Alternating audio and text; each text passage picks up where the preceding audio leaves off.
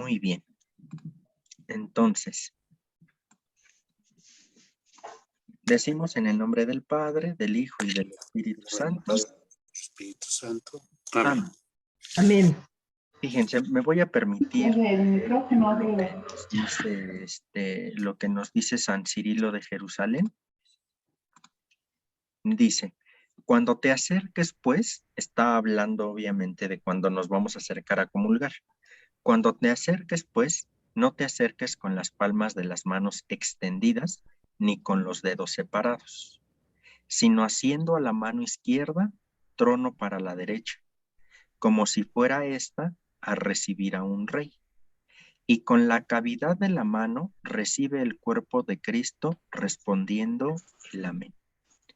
Con cuidado, pues, habiendo tú santificado los ojos por el contacto, recibe el santo cuerpo, cuidando no pierdas algo de él, porque si algo perdieres, te perjudicas evidentemente en esto como en algo de tu propio organismo. Porque dime, si alguno te diese unas limaduras de oro, ¿no las guardarías con toda diligencia, cuidando no perder nada de ellas, ni sufrir ningún menoscabo? ¿No procurarás, pues, con mucha más diligencia que no se te caiga ni una migaja de lo que es más precioso que el oro y que las piedras preciosas? Nos tomamos un momentito para releer nosotros mismos este número 21 de la Catequesis Mistagógica Quinta de San Cirilo de Jerusalén.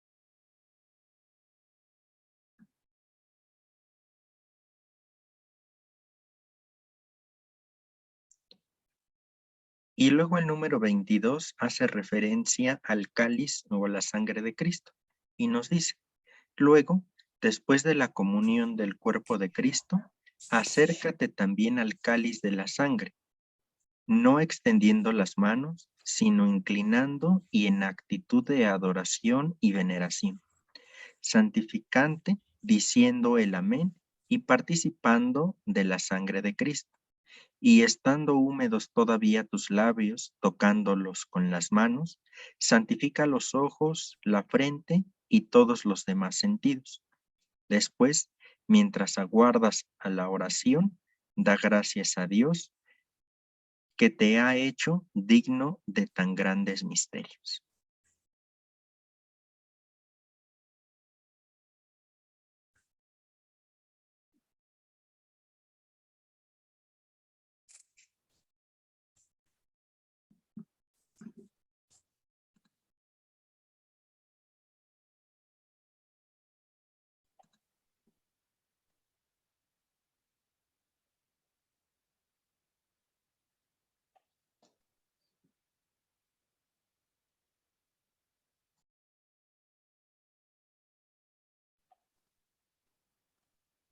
Y decimos todos en el nombre del Padre, del Hijo y del Espíritu Santo.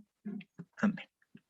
Fíjense, quisiera rescatar ya aquí a modo de análisis un poco en lo que San Cirilo de Jerusalén nos dice. Fíjense, esto a mí me encantó, desde la primera vez que lo leí me encantó. Haciendo a la mano izquierda trono para la derecha, como si fuera esta a recibir a un rey. Fíjense, estamos hablando del siglo IV, ¿no?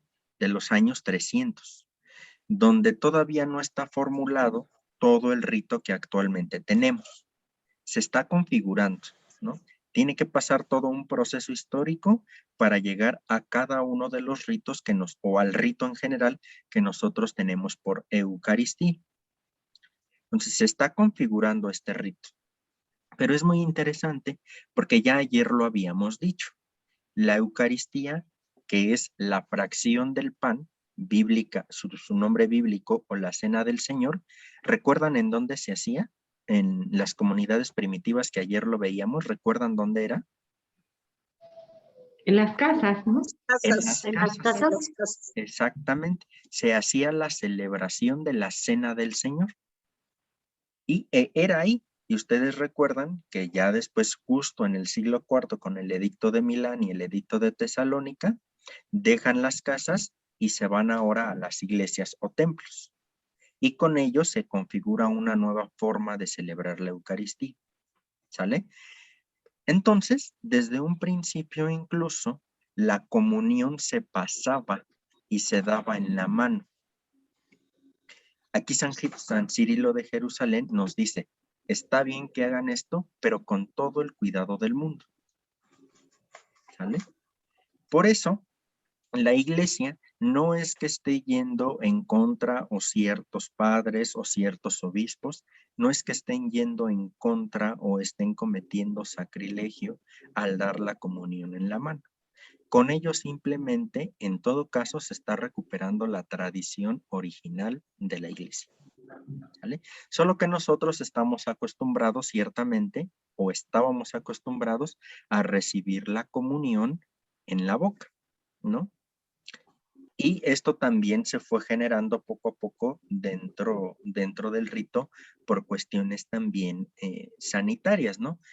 Muchos eran campesinos, se acercaban y a la hora de comulgar les depositaban el pan o la hostia, pero pues siendo campesinos sus manos estaban sucias, ¿no? Entonces, si se fijan, el darlo en la boca también pasó a ser parte del rito por una exigencia también sanitaria y por darle cuidado de que el cuerpo de nuestro Señor no se mezclara con, pues voy a expresarlo así, ¿no? Con la mugre que nosotros pudiéramos tener o que se pudiera tener en las manos. Ahora la situación histórica nos modifica que no se puede dar la comunión en la mano por el peligro de los contagios. Insisto, con ello se está intentando o se estaría intentando regresar a la práctica original de la iglesia de dar la comunión en la mano. ¿Sale? ¿Vamos bien hasta aquí? Sí, Fray.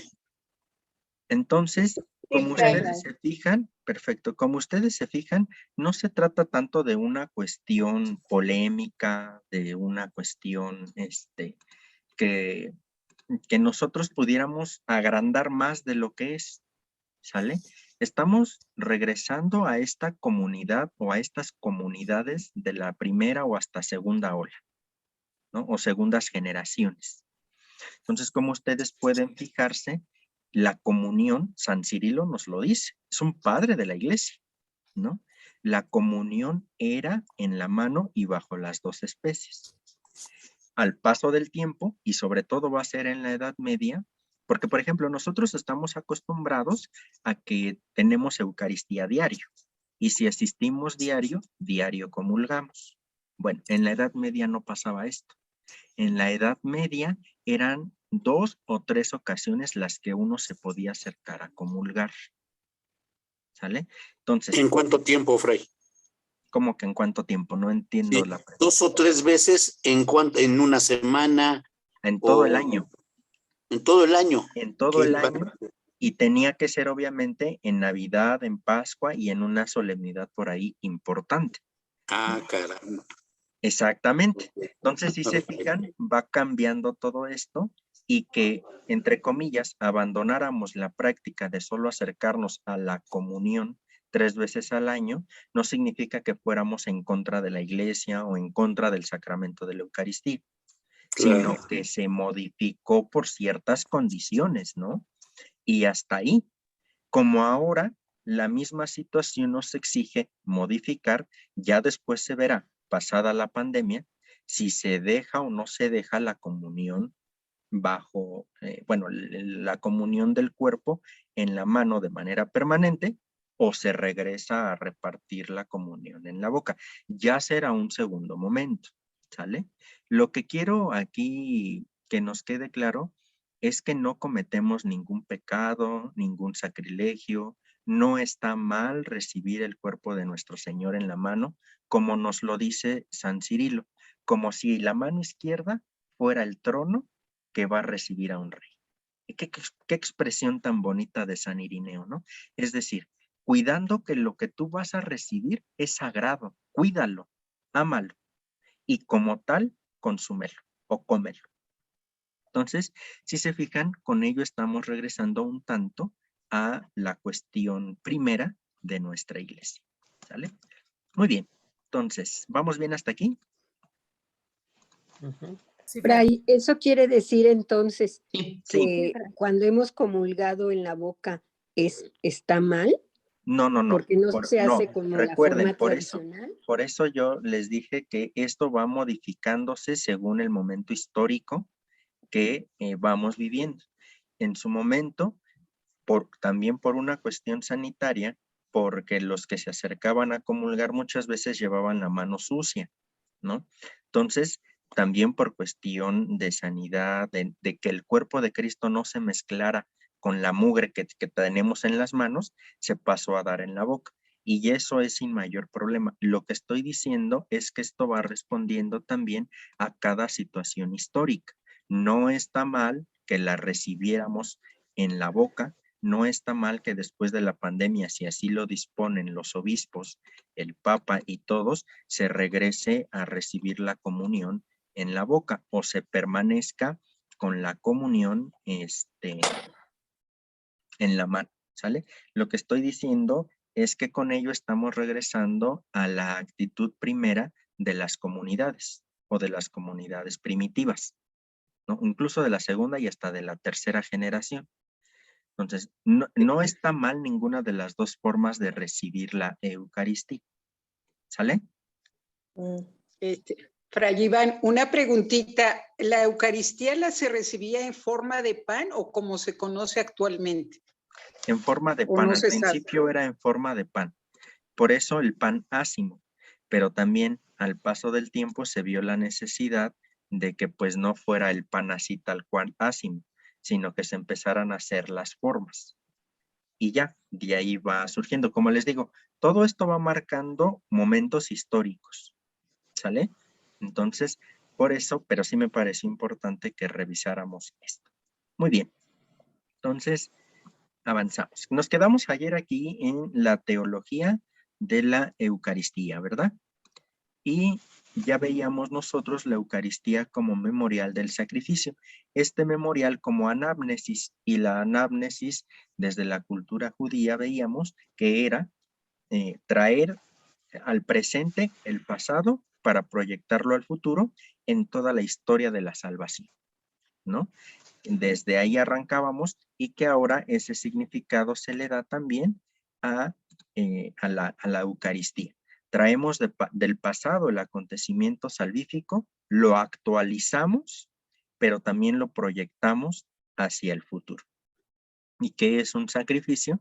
Pero que decíamos que el sacrificio teníamos que evitar verlo como un sacrificio perverso, ¿no? Un sacrificio perverso. Ese no era el sacrificio de Cristo, sino el consagrarse o entregarse totalmente al proyecto que Dios le había encomendado, que era el reino de Dios. ¿Sale? Esto para que vayamos entrando otra vez. Fíjense, después nosotros iríamos con un tema central dentro de nuestra Eucaristía, que es la presencia real de Cristo justo en esta Eucaristía. Y quise poner esta imagen al respecto porque es como muy ejemplificativa de lo que nosotros decimos, ¿no? Pero también vamos a ver de las diferentes formas históricas en las que se entendió la presencia real de Cristo, cómo podemos cómo debemos nosotros entenderla. Fíjense, de los testimonios neotestamentarios que revisábamos ayer, ¿recuerdan el cuadro de estos textos neotestamentarios de la institución de la Eucaristía? Se puede concluir que aunque entre los textos hay diferencias, como lo notamos ayer en el cuadro sinóptico, todos convergen en la identificación, esa es otra parte que también convergen, en la identificación que el mismo Jesús estableció entre los binomios pan, mi cuerpo, y vino, mi sangre. En eso también coinciden los relatos neotestamentarios, en que Jesús dijo, este pan es mi cuerpo, este vino es mi sangre. Sobre la base de este dato, la Iglesia fue desarrollando y robusteciendo su fe en que las especies consagradas del pan y del vino, en ellas se encuentra presente de manera real y verdadera el mismo Señor Jesús. Y nosotros creemos eso, ¿sale? Las explicaciones teológicas, fíjense, han variado a lo largo de la historia. Estas explicaciones teológicas de tan inusitado dato, que es el hecho de que en la hostia consagrada y en el vino consagrado esté el cuerpo y la sangre de nuestro Señor Jesucristo, van desde el realismo más radical, como ustedes lo pueden observar ahí, del lado superior izquierdo, el realismo más radical, donde hay que situar a un personaje llamado Pascasio Radberto, hasta el simbolismo más extremo, que ustedes lo tienen en la parte superior, mano derecha, de otro personaje llamado Berengario. ¿Qué es lo que decían estos dos? Pascasio, un realismo más radical, o el realismo más radical, decía que en la Eucaristía estaba el mismo cuerpo de Jesús, pero el mismo cuerpo histórico. Es decir, el mismo cuerpo que crucificaron, el mismo cuerpo que resucitó, el mismo. Entonces, que ahí estaba el Jesús histórico, ¿sale? Por eso se trata de un realismo radical. Él decía que ahí estaba, pero el cuerpo histórico de Jesús.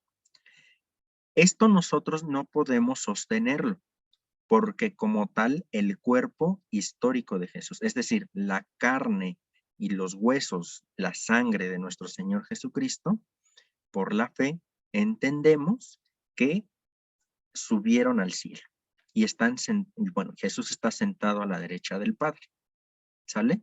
Por eso no podemos sostener con Pascasio Radberto un realismo totalmente radical, entendiendo que la hostia consagrada es el mismo cuerpo que nació de María Virgen. No podemos, ¿sale? ¿Queda claro esto?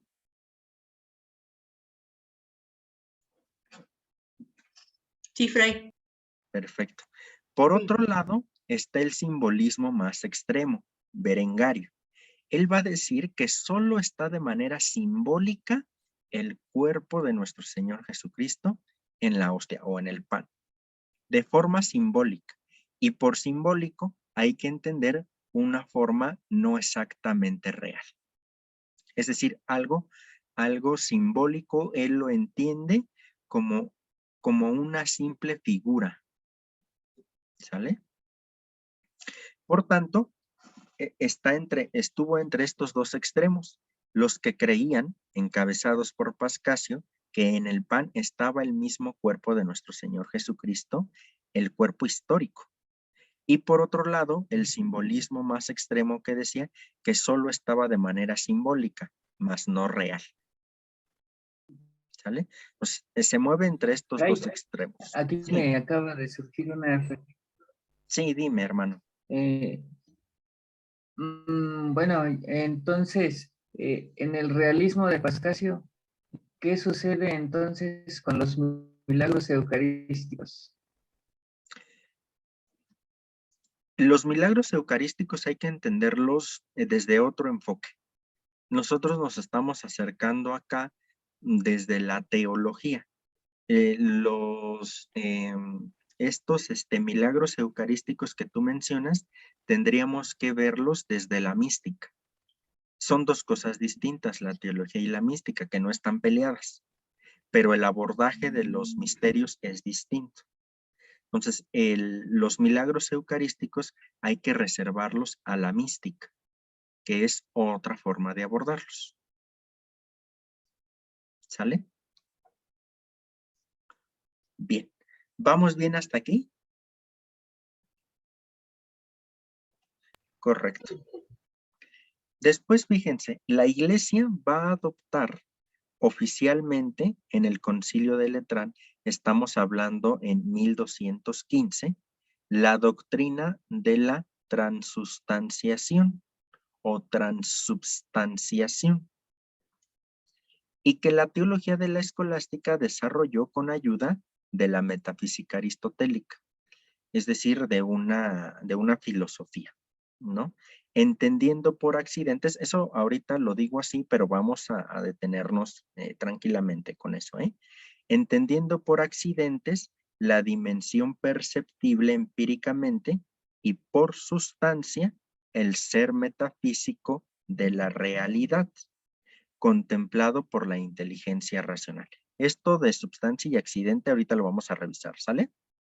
Entonces, transubstanciación va a significar que cambia ese ser substancial, pero los accidentes permanecen tal cual.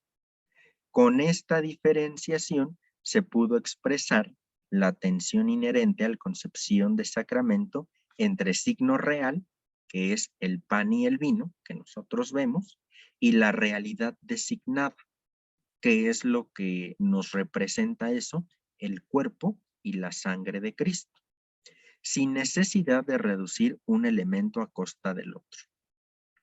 Esta doctrina que se generó en el Concilio de Letrán va a ser refrendada por el Concilio de Trento frente a los reformadores, porque también los reformadores encabezados por Lutero, Calvino, Zwinglio, no creían en la presencia real de Cristo como nosotros lo creemos. ¿Sale? Entonces, la transubstanciación va a evitar estos dos grandes extremos, que es el excesivo realismo físico, porque lo que cambia es la substancia, lo que está debajo, lo que permanece, eso lo vamos a ver ahorita, lo que está debajo, mientras que permanece todo lo físico, que es lo accidental, lo que puede ser modificado. Los simbolismos espiritualizantes, que porque algo cambia, que es la substancia, lo más profundo del ser. Yo creo que esto está muy confuso todavía, ¿no? Está un poquito raro lo que estoy diciendo. Entonces, vámonos con calma. Estamos hablando entonces, fíjense, de substancia y accidente. Aquí nos vamos a meter a la filosofía aristotélica, ¿vale? Porque de aquí va a tomar la base después la Iglesia para hablar de la transubstanciación. Fíjense, nosotros tenemos la substancia y en la substancia está una flechita, o puso una flechita, señala inmediatamente a una persona, a un ser humano, ¿sale? O a un hombre si ustedes prefieren. Y por hombre me estoy refiriendo aquí al género humano, ¿sale? No precisamente a un hombre masculino. La substancia va a permanecer, es lo que siempre permanece, dice Aristóteles, ¿sale? Entonces, siempre va a permanecer. ¿Por qué? Porque lo que va a cambiar, y ahí está la flecha, una flecha más grande que señala hacia unas letras que dice cambia, ¿qué es lo que van a cambiar? Los accidentes. ¿Cuáles son los accidentes? ¿Ser hombre o ser mujer? Si se fijan, estar flaquito, gordito, tener bigote, ser más alto, tener el cabello negro, tener el cabello rizado, güero el cabello. Es decir, la substancia, todos los que estamos aquí somos seres humanos, ¿cierto? Y todos tenemos la substancia, es decir, lo que nos hace ser humanos. Pero todos los que estamos aquí, a su vez, Entonces, somos diferentes. Unos más altos, unos más bajos, unos más gorditos, otros más flaquitos, el cabello de una determinada manera. Esos son los accidentes y eso es lo que cambia en todas las cosas, pero no la substancia, que es lo que a nosotros nos hace ser seres humanos. Pongo otro ejemplo, una silla. La substancia lo que lo hace es ser una silla, es decir, algo en lo que tú te puedas sentar con un respaldo, ¿correcto? Esa es la substancia. ¿Cuál es el accidente? Que la silla sea de madera, o sea de metal, o sea de estas como tejidas que hacen, ¿no? Con hilos, que sea chiquita, que sea, bueno, para niños, que sea para adultos. Todo eso que estoy diciendo son accidentes. ¿Queda claro esto? Sí, Fray. Con toda la confianza del mundo, ¿eh? Si no vuelvo a explicar. ¿Queda claro? Sí, Fray. Sí, Fray, es que creo que es muy Fray. fácil decirlo, es como la esencia y la forma. El accidente serían las formas que van cambiando y la esencia es la naturaleza. Por ejemplo, lo que usted dijo, una silla sirve para sentarse y la forma o el accidente es que puede ser de diferentes materiales, metal, madera, etcétera, ¿no? Nada más que aquí nos estamos cambiando de filósofo con lo que tú dices. Estos términos ya más bien responderían a Platón. Y es otro rollo. Cuando se habla de forma. Ajá, de la materia y la perdón. forma, el mundo de las ideas, la forma que está ahí. Es otra filosofía, ¿no?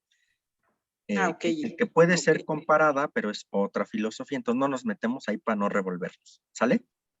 Perfecto. Entonces dejamos la palabra accidente. Sí, por favor, sí.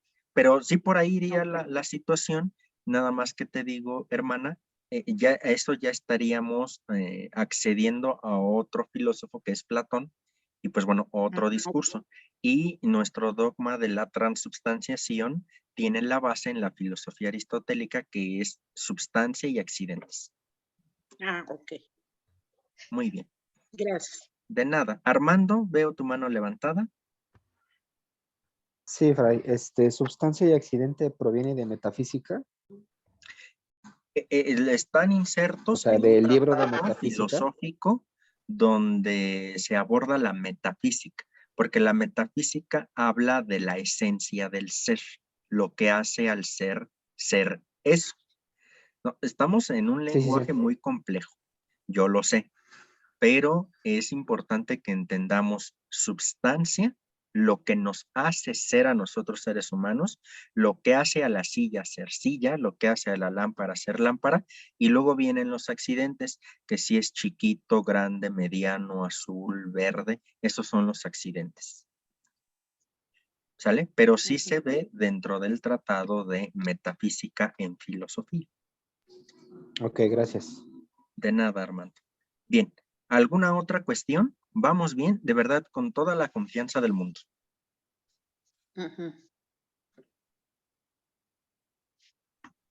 Sí, Vamos Fray. bien. Sí, Correcto.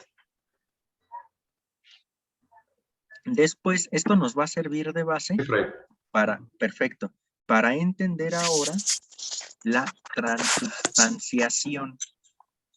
¿Por qué? Porque ahora, fíjense, acá tenemos que la substancia es la que permanece, ¿no? Los accidentes son los que cambian. Si es flaquito, güero, alto, moreno, eso es lo que cambia, no la substancia, no el hombre, no la definición o descripción de hombre. ¿Sale? ¿Qué es lo que va a pasar en el misterio eucarístico? Que la substancia, que era lo que permanecía, ahora es lo que va a cambiar. Y los accidentes, que eran los que cambiaban, son los que van a permanecer.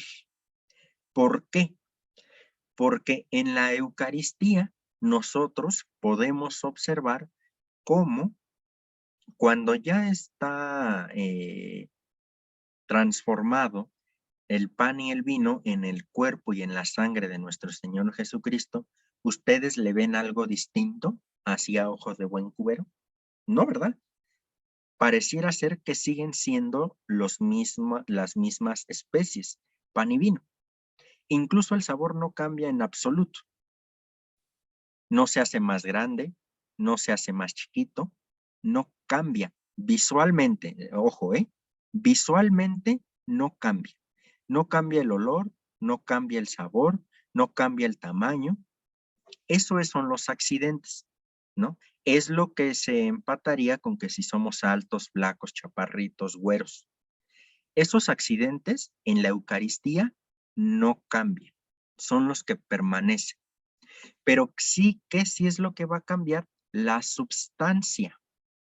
Es decir, lo que al pan lo hace ser pan y vino. Ahora, el pan y el vino ya no van a ser pan y vino. Van a cambiar su substancia para convertirse en el cuerpo y en la sangre de nuestro Señor Jesucristo.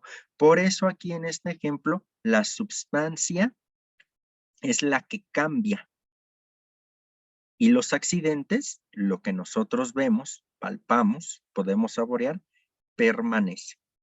¿Por qué se llama transubstanciación? Porque el trans nos invita a pensar en una transformación. ¿Y qué es lo que se transforma? La substancia, no los accidentes. Se transforma la substancia. De ahí el término transubstanciación. Lo que se modifica entonces es la substancia, no los accidentes. Por eso nosotros cuando vemos las especies consagradas no le vemos ningún cambio de manera visual, porque no cambia el accidente, está cambiando la substancia. Se está convirtiendo verdadera y realmente en el cuerpo y en la sangre de nuestro Señor Jesucristo. ¿Queda entendido? Sí, Fray. Sí. ¿Seguros? Sí. Sí, Sí, Fray. Fray.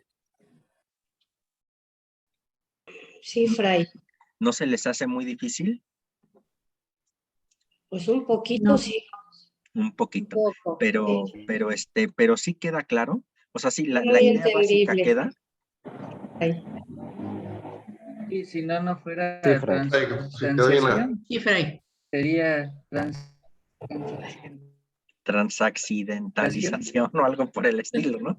Pero lo importante acá, que es lo que nos evita los dos extremos, es que lo que cambia es la substancia.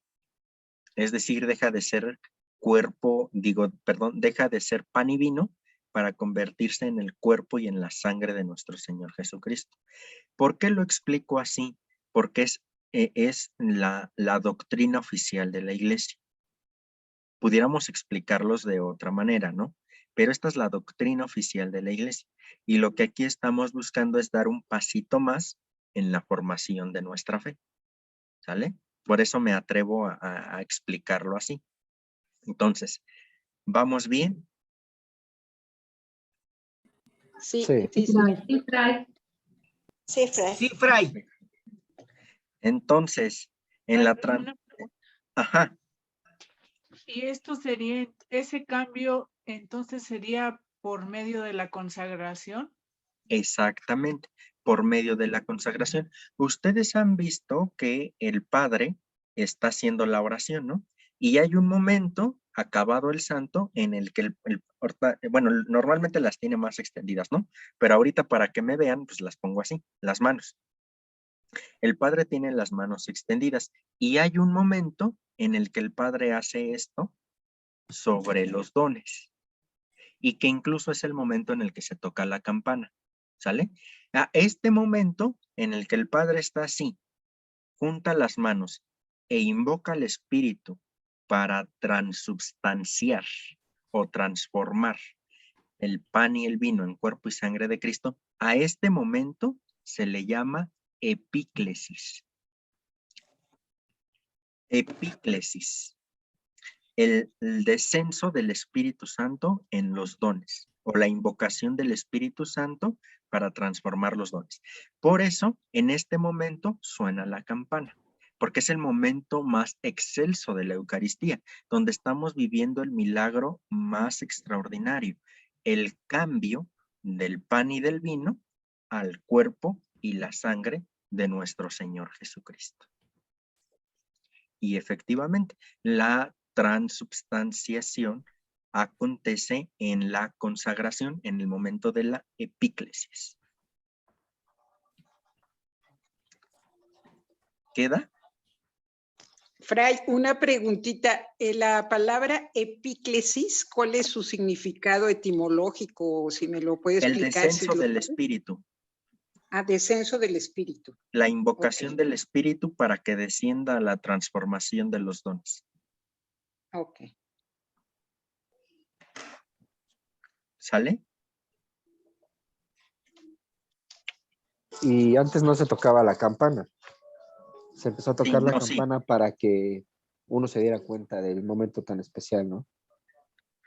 Al Para contrario, arrodillarse. se tocaba la campana porque recuerden que antes, sobre todo nuestros hermanos mayores podrán dar testimonio de esto, antiguamente la Eucaristía se hacía en latín. Como no todos sabían latín, pues el padre por allá en su rollo, ¿verdad? Porque incluso el padre no celebraba de frente al pueblo, sino celebraba de espaldas, la famosa misa tridentina.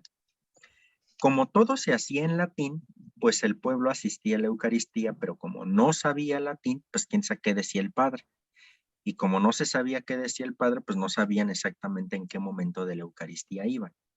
La campana entra porque al ser latín y no entender lo que está aconteciendo, lo que el padre está diciendo, la campana indica, no sabes latín, pero en este momento te tienes que hincar.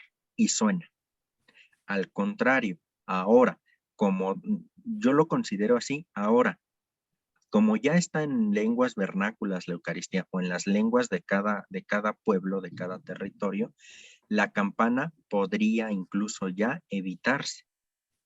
Porque si somos cristianos formados, sabemos en qué momento tenemos que pararnos, sentarnos, hincarnos, levantar las manos, etcétera, ¿no?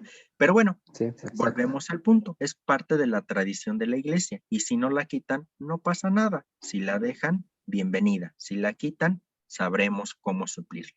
Entonces, por eso les digo que todo va modificándose también según el contexto histórico que vaya aconteciendo. La Eucaristía, como la tenemos así, no nació de la noche a la mañana.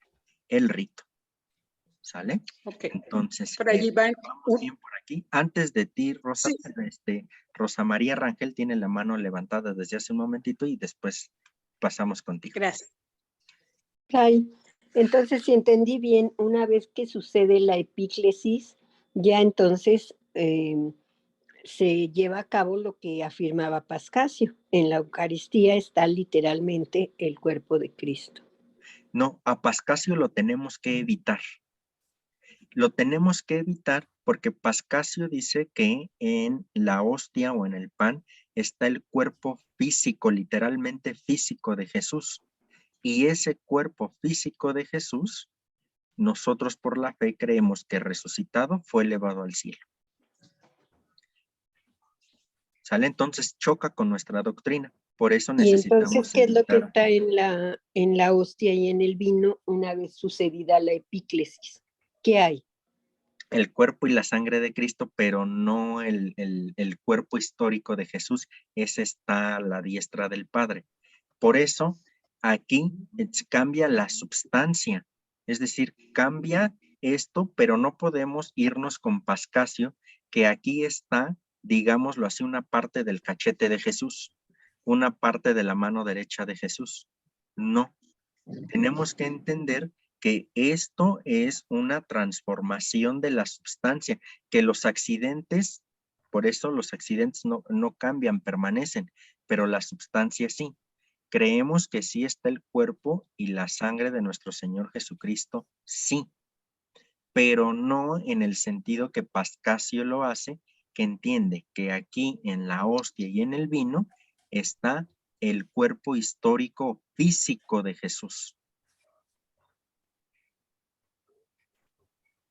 Ya, ahora ya me quedó claro, Fray. Gracias. Bien, aquí tengo una pregunta. Fray, Sí. Mi pregunta es en este aspecto, Fray. Si la epíclesis es el descenso del Espíritu Santo para transformar los dones, y sé que los dones son esas gracias o esas cualidades o virtudes potenciales o manifiestas o no manifiestas que tiene el hombre, ¿cómo sucede esta transformación? ¿Se potencian o porque esas virtudes o dones son personales, ¿no, Fray? No entendí tu pregunta. Mire, Fray, si se habla de que la epíclesis es el descenso del Espíritu Santo para transformar los dones, y si yo pienso que Dios me ha dado dones que son como virtudes personales, para cada persona hay dones, ¿qué sería esa transformación de los dones? No, a ver, cuando estamos hablando aquí de transformación de dones, estamos hablando del don pan y del don vino. de Cristo. Exacto, del cuerpo y la sangre de Cristo, no de los dones personales que si sé cantar, sé bailar, esos dones no, aunque ciertamente como tú dices, al unir se va a generar que nosotros podemos llevar a mejor grado todo lo que el Señor nos ha dado, pero hasta ahí, esos dones no se transforman en la epíclesis. Muy bien, Blanca, veo tu mano levantada. Sí, Fray, buenas noches. Nada más para retomar, en el momento de la consagración se hace presente la divinidad de Dios, o sea, su divinidad.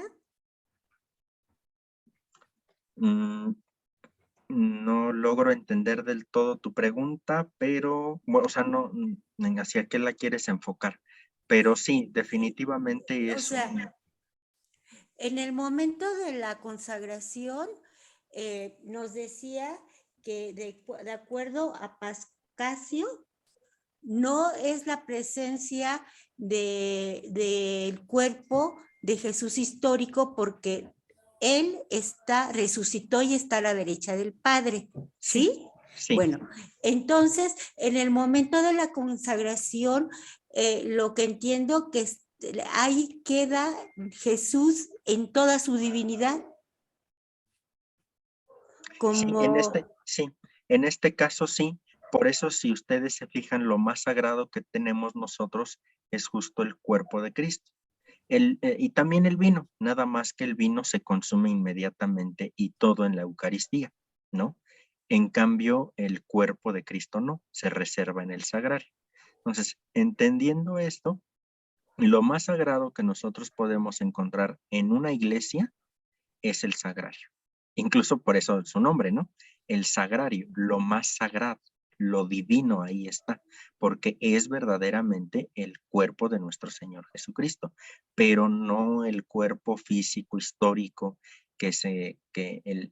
no el cuerpo que el Verbo asumió, el cuerpo que fue clavado en la cruz y que resucitó, porque ese volvemos al punto.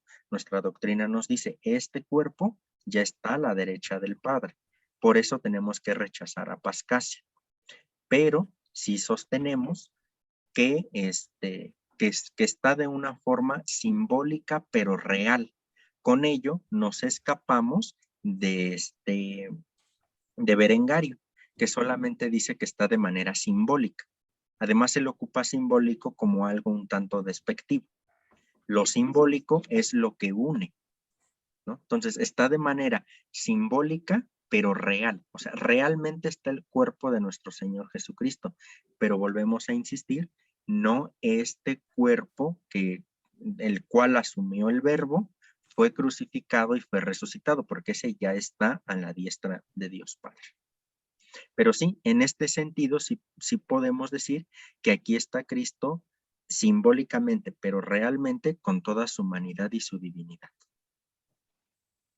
¿Sí, Blanca? Sí, Fray, sí, gracias. Perfecto. Fray, una pregunta. Sí, epíclesis viene siendo una unión hipostática, ser y sustancia. Una unión hipostática, no, porque la unión hipostática solamente acontece en cuando el verbo se encarna. Esa es la unión hipostática.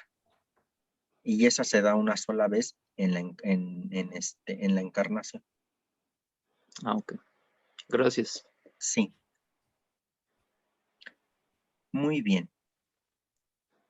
Fray, entonces nuestro Señor Jesucristo está en cuerpo y sangre, alma y divinidad en el momento de la consagración, ¿verdad? No es su cuerpo físico, sino su alma, su divinidad como Dios. Exactamente.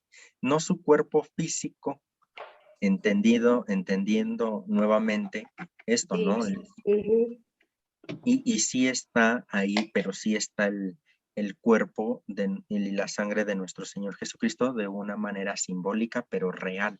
Real, sí. O sea, aquí nos estamos acercando a uno de los grandes misterios de nuestra fe.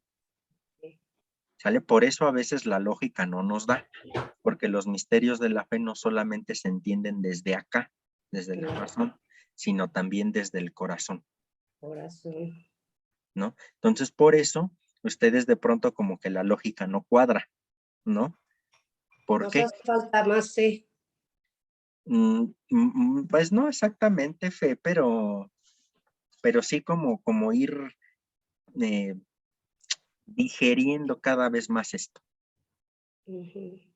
¿no? ¿Vamos bien hasta aquí? ¿Ya ven cómo sí tenían dudas y no me decían nada? Sí, Fray. Bueno, si no es una unión hipostática, podría ser que es un compuesto teándrico.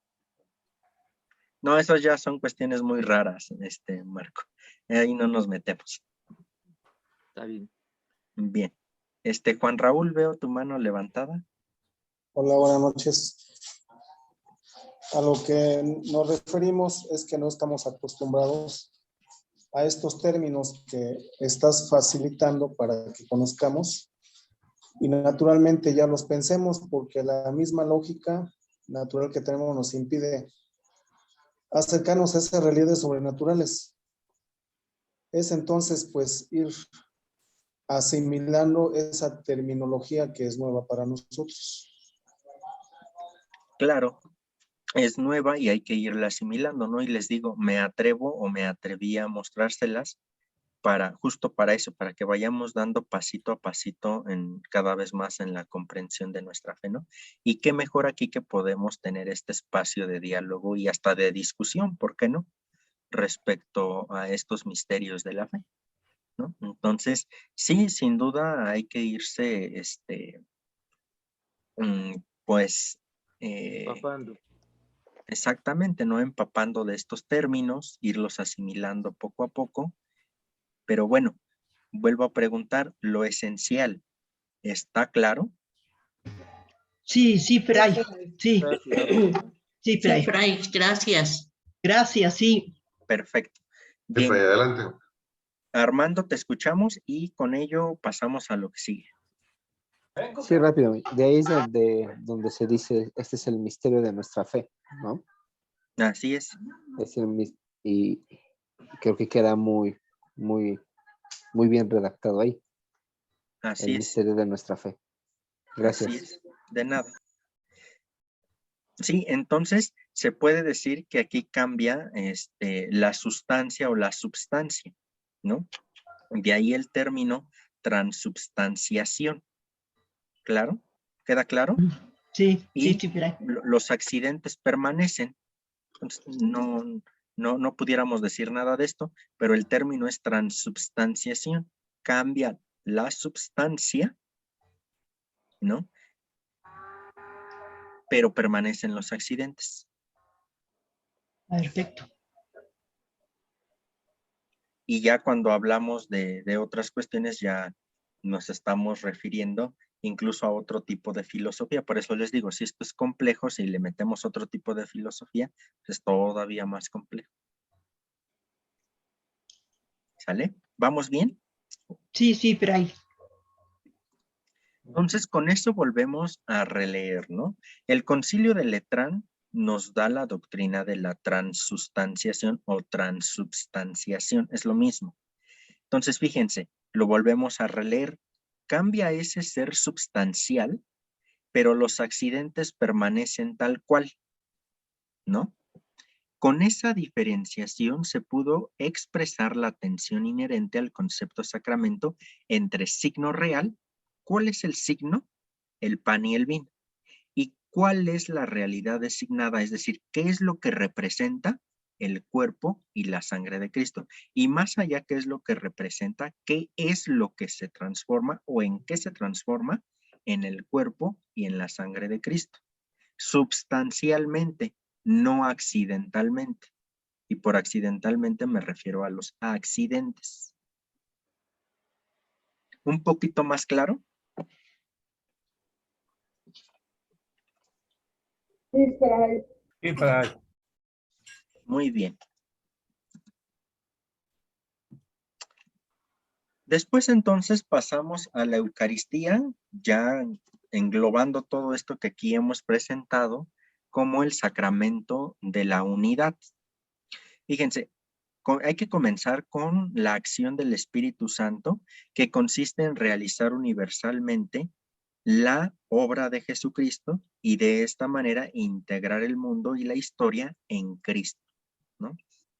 La acción del Espíritu Santo en la Eucaristía apunta por consiguiente a la comunión en y con Jesucristo.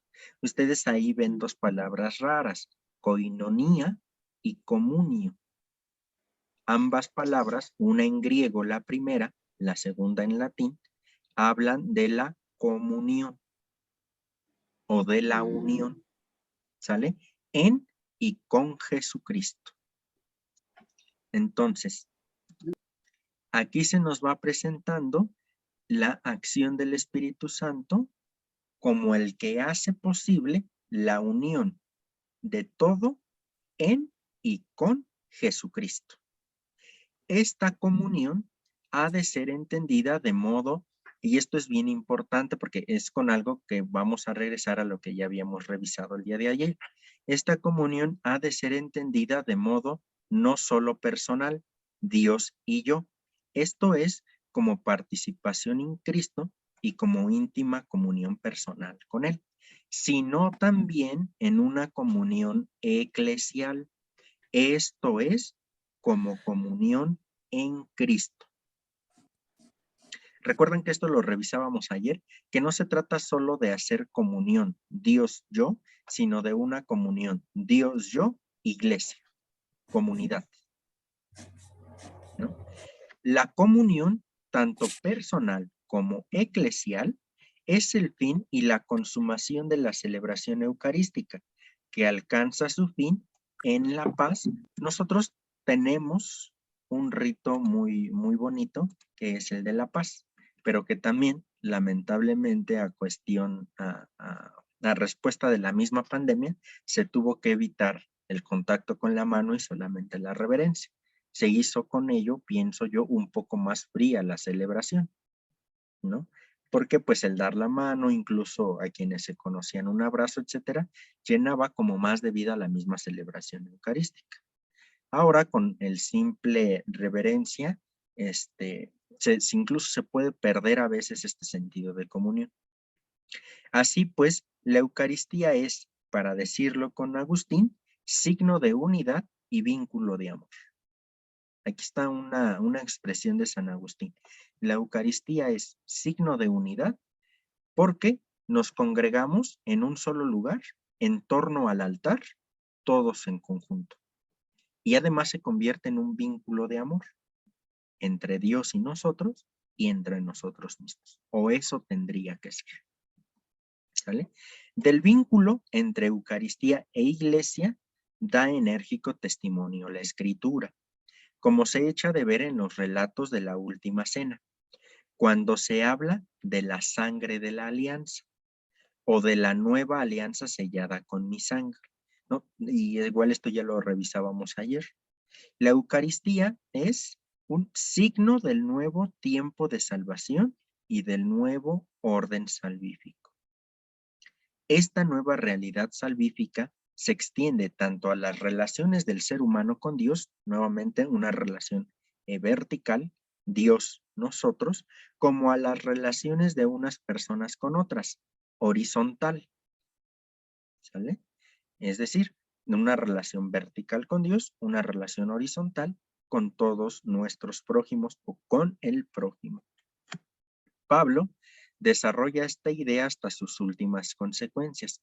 Para este apóstol, la participación en el cuerpo eucarístico del Señor supone al mismo tiempo formar parte del cuerpo eclesial de Cristo.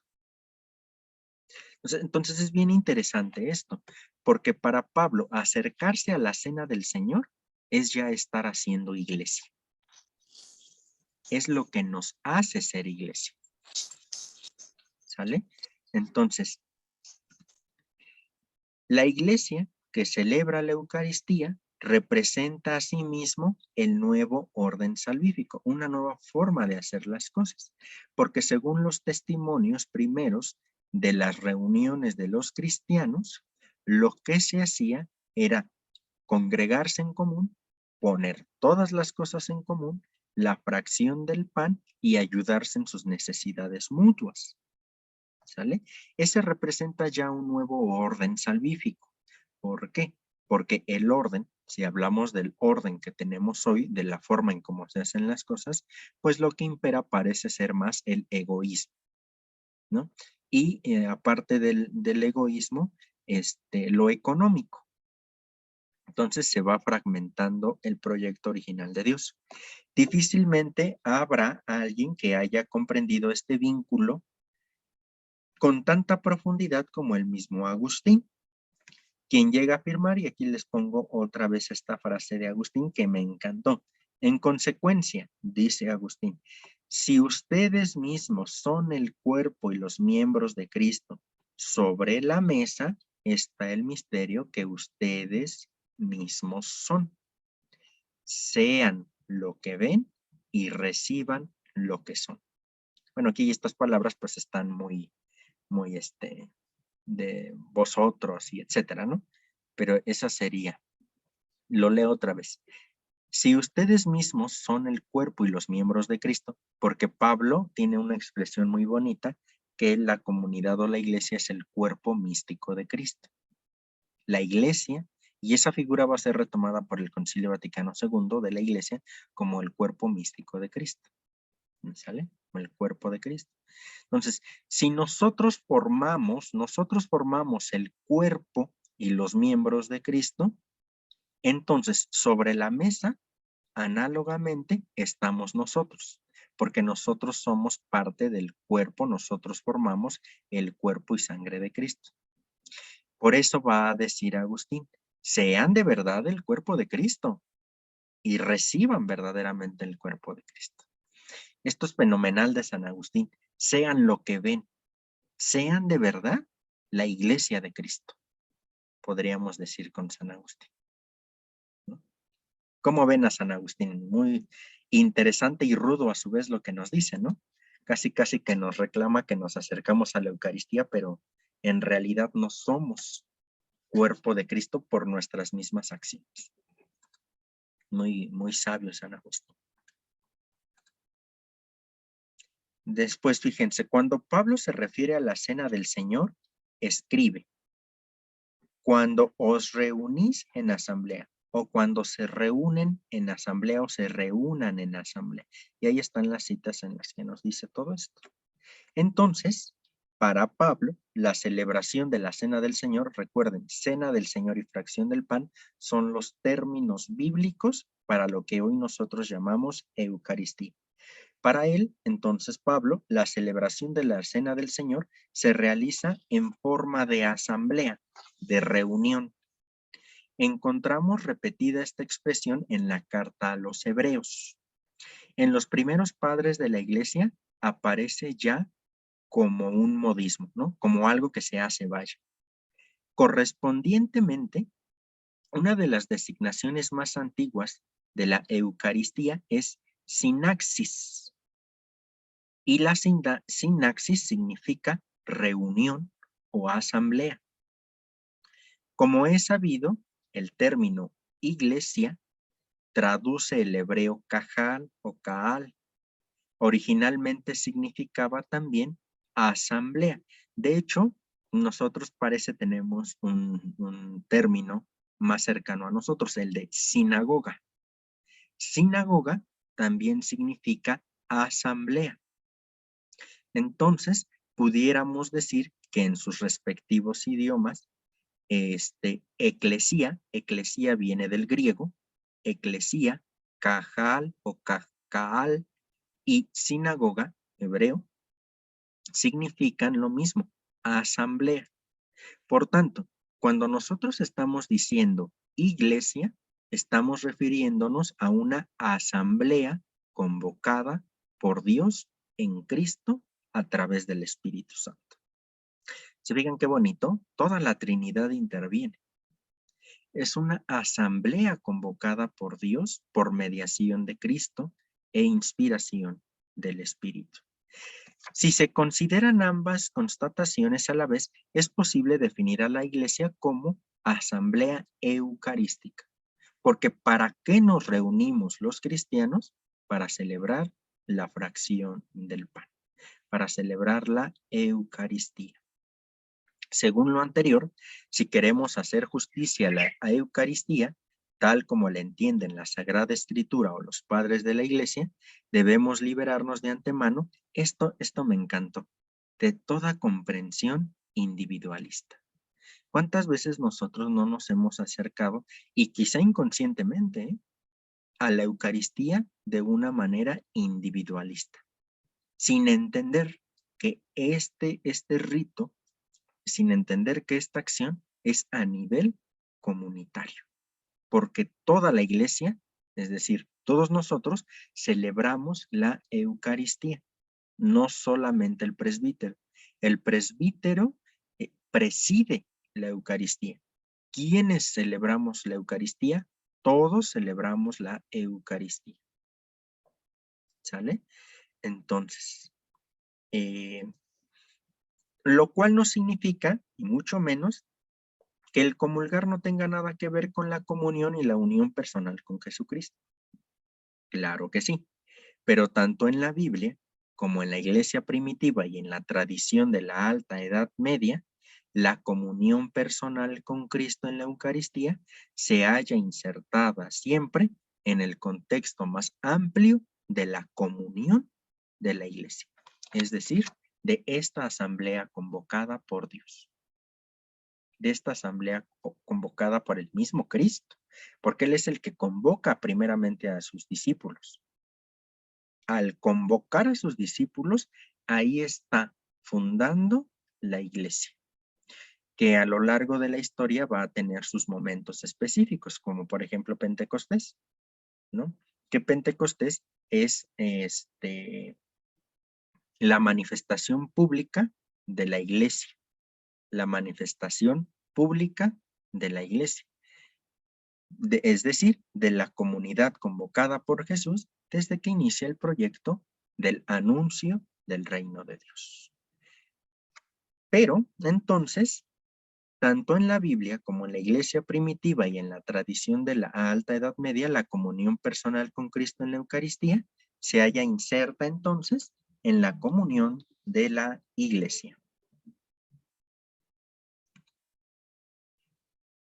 El carácter, entonces, bueno, hasta aquí vamos bien, antes de pasar a lo ético. ¿Vamos bien hasta aquí? Esto ya está más clarito, ¿no? Más digerible. Sí. Sí, Fray. Sí, Fray. Sí, Fray. Perfecto. Bien, entonces, comulgamos a nivel personal, de manera, pudiéramos decir nosotros, vertical, ¿no? Dios nosotros, pero la comunión también se hace en nivel horizontal. Toda la iglesia nos unimos. ¿Sale? Entonces, Fray. eso. Sí. O sea que si realmente queremos comulgar de esa manera personal, debemos de comulgar en esa manera horizontal, es decir, participar desde el inicio de la misa hasta el final. O sea, porque muchas veces, bueno, tenemos la descortesía, no sé, no sé la palabra, pero la descortesía de llegar a media misa o llegar nada más a comulgar. O sea, ya no estamos haciendo entonces esa Eucaristía, esa comunión con Cristo, porque no la estamos haciendo, como dice usted, en forma horizontal, ¿verdad? Ajá, la manera horizontal sería hacer la comunión con todos Todos. los que estamos celebrando la Eucaristía, ¿no? Es decir, participar tanto de la palabra, escuchar tanto de la palabra como de todo, de toda la celebración eucarística. Así es.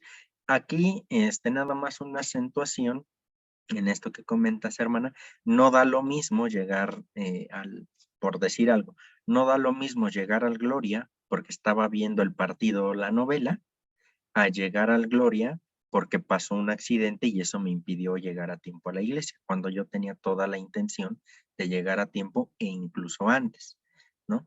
Entonces, no es lo mismo que yo me quede de flojo viendo la novela o el partido y ya llegué tarde, sabiendo yo que va a pasar eso, a que por algún accidente que escapa de nuestras manos, llegamos tarde a la Eucaristía. Si es lo segundo, no hay mayor problema. Pero si es por flojera o porque me quedé viendo la novela, el partido, la serie o lo que sea, pues entonces sí, con todo el debido respeto, pues no, porque nuestra intención jamás fue llegar tarde, ¿no? Claro, si llegamos ya al momento de la comunión, pues sí, tendríamos que ser prudentes también nosotros y decir, pues mejor me quedo a la otra misa, ¿no? Pero, vamos, se presenta esto. ¿Queda claro? Sí, Fray. Perfecto. Entonces, sí. Bueno, para comulgar se necesita hacer confesión. Siempre ha habido ese ha sido el proceso, que se confiesen y luego ya participen de la Eucaristía. Sí, fíjate que de hecho el sacramento de la reconciliación tiene toda una historia, ¿no? Porque en un principio la doctrina se empezó a generar que el bautismo borraba todos los pecados, ¿no? Entonces, si borraba todos los pecados, pues no había necesidad de confesar nada, porque en sí mismo el bautizo borra los pecados, ¿no? El bautismo, porque es el sacramento, borra todos los pecados. Pero poco a poco se fueron dando cuenta de que aunque se bautizaran, seguían pecando posteriormente. Entonces, sí, recuerden ustedes también que con Pablo, Pablo tiene una expresión muy fuerte, donde dice que cuidado de aquel que se acerque a comulgar o que se acerque a participar de la cena del Señor cuando no es digno de hacerlo.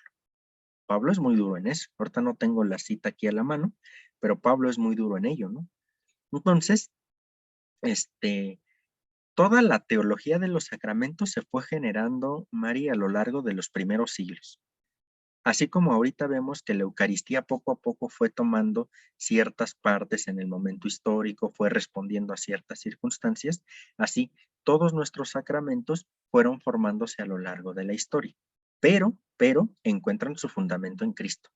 Cuando digo se fueron formando, me refiero a la forma como nosotros los conocemos, de la forma ritual, que si el niño tiene o no tiene que venir vestido de blanco, que si no sé, todo este rito que nosotros conocemos, ese sí es el que se fue formando a lo largo de la historia, ¿sale?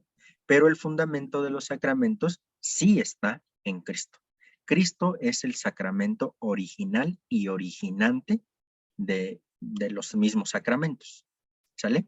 Entonces, sí, se veía mucho la necesidad de porque nos acercábamos, bueno, en ese momento, de porque se acercaban a participar del cuerpo y de la sangre de Cristo, tenían que estar purificados. ¿Y cómo se accedía a esta purificación? Ya no bajo los ritos judíos, sino ahora bajo el sacramento de la reconciliación. ¿Te respondí? El sacramento de la reconciliación es solamente cuando confiesen o cuando ya ellos se purifiquen para ser dignos. ¿Sería así? El sacramento de la reconciliación es lo que nosotros también conocemos como penitencia o confesión. Solo que, vuelvo al punto, ¿no? En el proceso histórico en el que nosotros, o en el que la historia se fue desarrollando, una parte del sacramento de la reconciliación es que tú confieses tus pecados de viva voz al Padre, ¿no? Al presbítero. Y por mucho tiempo se entendió que ese era el sacramento, pero esa es parte del sacramento de la reconciliación. La confesión como la penitencia que el presbítero pone después de haber oído tus pecados y haberte absuelto. Pone la penitencia, ¿sale? Entonces, penitencia y confesión forman parte de un sacramento que ahora la Iglesia prefiere llamar reconciliación. Todo este conjunto es lo que nos posibilita para acercarnos a comulgar. ¿Sí? ¿Queda claro? Sí. Perfecto, Mari. Esteban, ¿te escuchamos? La cita que buscaba de San Pablo es 1 Corintios 11:27 y también en la secuencia del jueves de Corpus Christi también Ahí está. Ya Esteban nos la dijo. ¿Nos pudieras hacer favor de ponérnoslas en el chat, por favor, Esteban, la cita? ¿Y por qué no se escuchó bien? enseguida. Es que tu audio de pronto como que se medio corta, pero sí te escuchamos que habías encontrado la cita. Y también hay admonición de San secuencia. Francisco. ¿Mande, José? También hay admonición de San Francisco muy fuerte, muy severa respecto a esto, ¿no? En las admoniciones, digo. Sí, también las admoniciones de Francisco tienen algo al respecto, ¿no? Que debemos de cuidar por sobre todo lo que tiene que ver con la Eucaristía. Así sea el corporal, el purificador y obviamente y con mayor razón el cuerpo y la sangre de Cristo. Y también tiene ahí admoniciones muy fuertes nuestro Padre. Muy fuerte de San Francisco, exactamente. Sí. Muy bien. Entonces, avanzamos en esto. Fray, Gracias, Esteban. Sí. Fray, yo quiero preguntarle algo. Sí. Yo lo que he observado es que hay un grupo en la región donde yo vivo que ellas consideran que tiene que ir sobre todo las mujeres cubiertas con algún velo. Eso se quitó a través del tiempo por las modificaciones que la iglesia fue haciendo, pero este grupo lo están retomando. Incluso yo observo que hay un sacerdote que es realmente muy joven, ve que al recibir la Sagrada Comunión es de pie y de frente. Él lo está haciendo como lo hacían hace muchos años, hincados, y entonces a mí sí me llama la atención porque yo trato de entender, pero siento que eso descontrola de que de alguna manera hay un cambio, pero de pronto como que se te retoma lo que era antes. ¿Cómo es? Sí, a este grupo se le conoce como un grupo tradicional. Más popularmente se les conoce como tradis, aunque desconozco si a ellos les molesta este término de tradis, ¿no? Con todo el respeto lo digo. Pero sí, ellos, por ejemplo, abogan por regresar a la misa en latín y todas las costumbres pasadas. Más allá de que si está bien o está mal, porque no nos toca decir eso a nosotros, sí nos toca formarnos en la fe, ¿no? Y si nosotros nos sentimos con toda la tranquilidad del mundo pasando a comulgar de pie en la mano, y así hay que hacerlo, ¿no? Con toda la tranquilidad del mundo. Ahora, el velo, fíjense que es muy interesante porque originalmente el velo significa que Dios está cubriendo a la mujer. Y eso es algo muy padre, porque el cubrir significa el estar cuidando originalmente, pero al paso del tiempo se modificó este sentido porque la mujer no puede ser vista, porque la mujer es indigna, porque la mujer, etcétera. Entonces se tornó como el velo, como algo negativo en lugar de algo positivo y que también viene del mismo Pablo, ¿no? El velo se ponía porque representaba la mano de Dios sobre la mujer.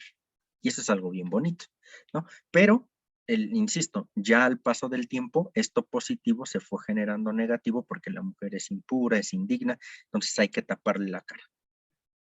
Y bueno, ahí lamentablemente se quedó más eso que lo positivo. Pero estos grupos, te digo, no te quiten la paz, el hambre ni el sueño, y tú tranquila, ¿no? Pasa a comulgar de pie, en la mano, etcétera, así como si hay alguien que prefiera recibir la Eucaristía hincada sin mayor problema, ¿no? El punto aquí es poder comulgar nosotros con Dios de manera vertical, pero también de manera horizontal, con la comunidad, ¿sale? Porque si no nos vamos a pelear por cosas que son secundarias y no por principales. ¿Sale? ¿Queda? Sí, Fray, muchas gracias. De nada. Bien, entonces fíjense, ya para ir concluyendo con esto, la Eucaristía también tiene o comporta un carácter o aspecto ético. Ya en la iglesia primitiva existen problemas, ya sea, pues bueno, no tienen todos la misma solvencia económica en torno a la cuestión de la comunidad de mesa y Eucaristía entre judeocristianos y cristianos procedentes de la gentilidad, los griegos, los paganos, como a veces los conocemos, así como entre pobres y ricos. ¿Por qué? Porque todos se reunían a compartir el pan, ¿no? Y este pan se refiere obviamente al cuerpo de Cristo, pero también en un sentido más amplio. ¿Recuerdan que abríamos con la cultura del banquete este taller? Bueno, estas charlas. Bueno, entonces en las comunidades primitivas se hacía tanto el banquete en lo antropológico, que era el comer alimento como tal, y el banquete religioso, que ya era el fraccionar el pan, el cuerpo de nuestro Señor. Pero en las mismas comunidades había veces que al compartir el pan, pues uno llevaba, ¿qué será? Caviar, cuando te estoy diciendo algo al aire, ¿no? Unos llevaban caviar y otros apenas si llevaban huevo, por decir algo. Entonces ya en las mismas comunidades de pronto se empezaba a tornar la división entre quienes tenían y quienes no tenían, o tenían poquito, ¿no? Entonces, ahí se empiezan a generar problemas. Hoy existen conflictos semejantes en el mundo entero. Indudablemente, hacer de la Eucaristía una Eucaristía, fíjense, de raza o de clases. Ya sea en forma exclusiva celebraciones eucarísticas para privilegiados, ya sea en forma de revolucionaria celebración eucarística de los desfavorecidos. Y entonces aquí es donde hay que cuestionar un tanto también las celebraciones de los sacramentos privados. Porque lo que nos invita la iglesia es a celebrar la Eucaristía y la fe en comunidad, no de manera privada, en comunidad, ¿sale? Va en contra de la esencia de la Eucaristía y de las decisiones tomadas al respecto en la iglesia primitiva. Igualmente contradice esta esencia el que no se conozcan los presupuestos y consecuencias éticos de la celebración común de la Eucaristía. ¿Cuál es el principal de estos? El ágape, es decir, el amor total concretamente realizado, cuyo mínimo radica en el cumplimiento de las exigencias de la justicia social, como el mismo Jesús lo hizo en el anuncio del reino de Dios. No se puede fíjense, no se puede compartir el pan eucarístico sin compartir también el pan de cada día. Aquí está. No se puede compartir el pan eucarístico sin compartir también el pan de cada día. Y esto de pan de cada día, pues hay que entenderlo como que si no tienes para comer, te mueres, ¿no? Entonces, el compartir el pan diario significa el compartir la vida entera. No en vano termina la asamblea eucarística con el envío al mundo. Misa es una palabra que designa el envío. Recuerdan, bueno, ustedes también han de saber que a la Eucaristía también se le conoce como misa, ¿no? La misa es una palabra que designa, bueno, misa es un término, palabra que designa el envío. ¿Recuerdan ustedes qué nos dice el sacerdote cuando ya va a acabar o cuando ya acabó la celebración eucarística? ¿Qué nos dice?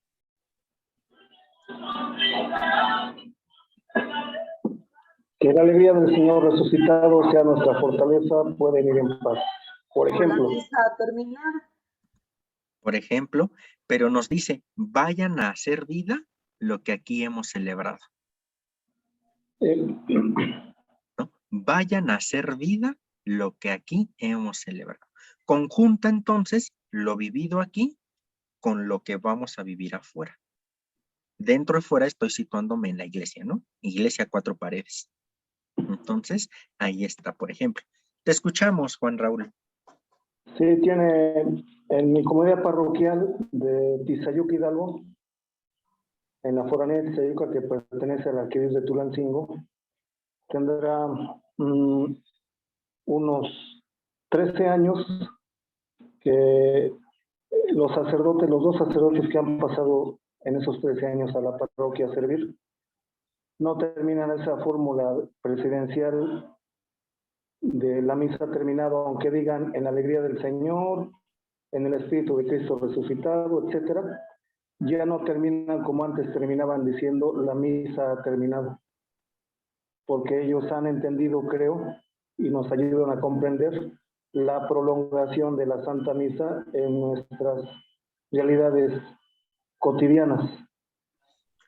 Exactamente. Y además te digo, les digo, el término misa como tal designa el envío, ¿no? Y en este caso, el envío no termina con la bendición final. De hecho, con la bendición final inicia el envío, ¿no? Entonces, la Eucaristía, por tanto, no se concentra explícitamente o únicamente, mejor dicho, únicamente en esta hora que nos reunimos como iglesia, sino que la Eucaristía se extiende a todo nuestro día a día, ¿no? Visto desde esta manera, desde el aspecto ético de la Eucaristía.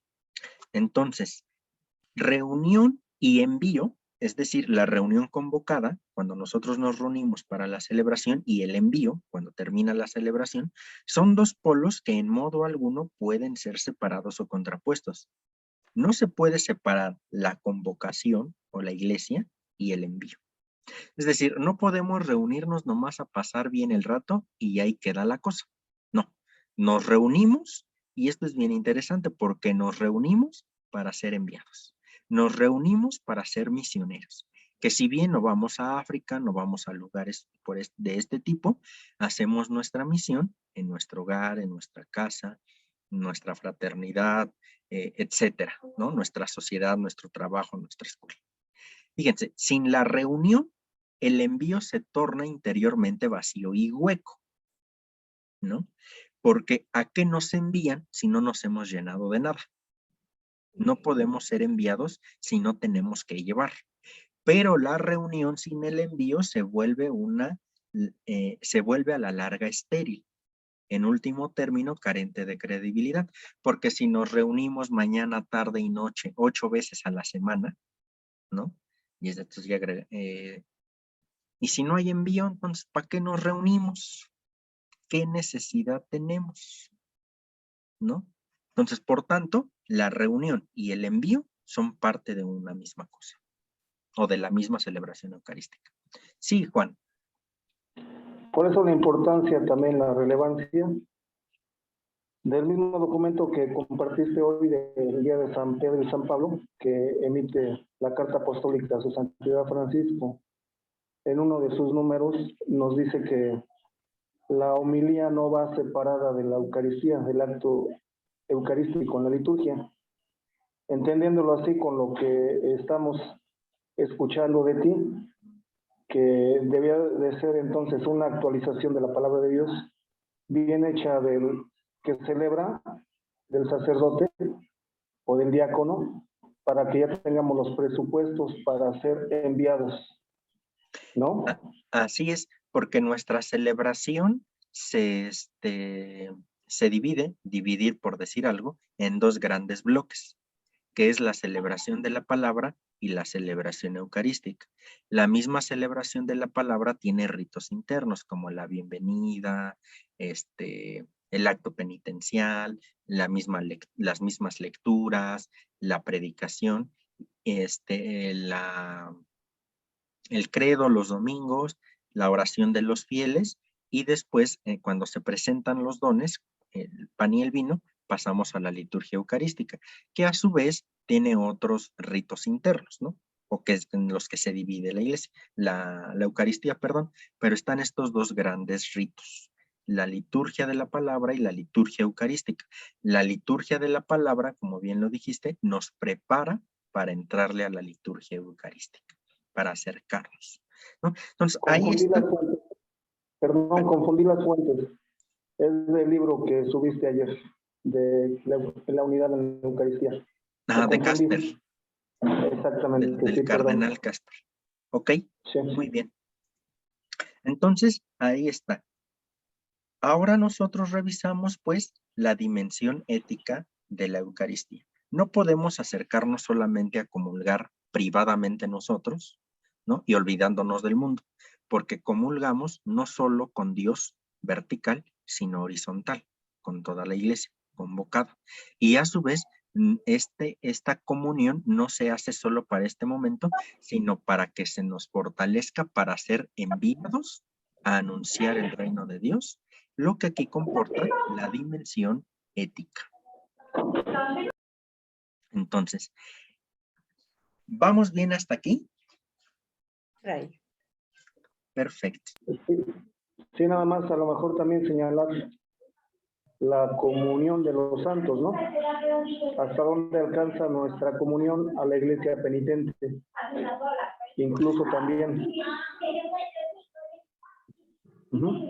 Sí, la comunión con los santos, que pues es parte de esta comunión eclesial, ¿no? De los santos que nos van mostrando el camino justo de la misma santidad y de la dimensión ética, porque todos los santos que tenemos, si ustedes se fijan, comportan una dimensión ética tremenda, ¿no? Pero bueno, ahí le dejamos por el momento en esto.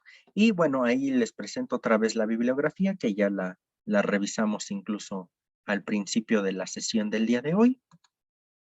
Y bueno, en la Eucaristía partíamos de aquí, introducción al sacramento de la unidad. Nuestro objetivo era estudiar el origen de la Eucaristía en los relatos neotestamentarios, lo que hicimos ayer, a fin de reflexionarla como el sacramento de unidad, lo que hicimos hoy, ¿no?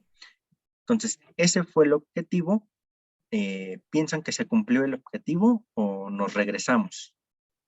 Sí, sí se cumplió, Fray. Muy bien. Sí, Fray. Perfecto. Sí se cumplió, Fray. Sí se cumplió. Gracias, Fray. Sí se cumplió. Gracias. Entonces, Gracias. con esto nosotros podemos ya ir dando por concluida nuestra sesión.